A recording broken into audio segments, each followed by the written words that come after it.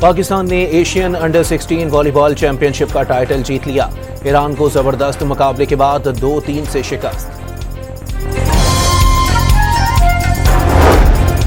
बरतानिया में royal international air tattoo 2025 में पाक फिजाइया की 2 ट्रॉफियां JFS 17 और C-130 की दिलकश रंग आमेजी ने दाद समेटी।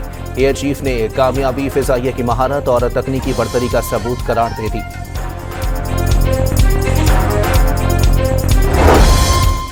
खैबर पख्तूनख्वा में बिला मुकाबला सेनेट इलेक्शन के मुआहदे पर नाकामी की तलवार। तहरीक इंसाफ के उम्मीदवारों का दस्तबरदारी से इनकार।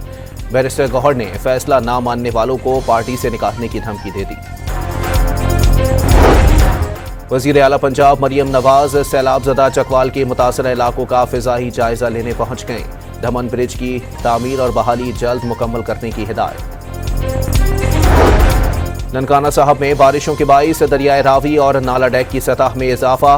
कई मकामात पर पानी करीबी खेतों में दाखिल हो गया। कई नहरी पुलों को भी शदीद नुकसान। कराची बंदरगाह पर तिजारती तबके को बड़ा रिलीफ। वजारत बहरी उमूर ने KPT पोर्ट चार्जेस में 25 से 50% कमी कर दी। रावलपिंडी की कमर्शियल मार्केट पार्लर में जनरेटर का धुआं भर जाने से 9 खवातीन की हालत गैर हो गई। मुतासरा खवातीन अस्पताल मुंतकिल। और रहीम यार खान में कच्चे के 5 डाकुओं ने खुद को पुलिस के हवाले कर दिया।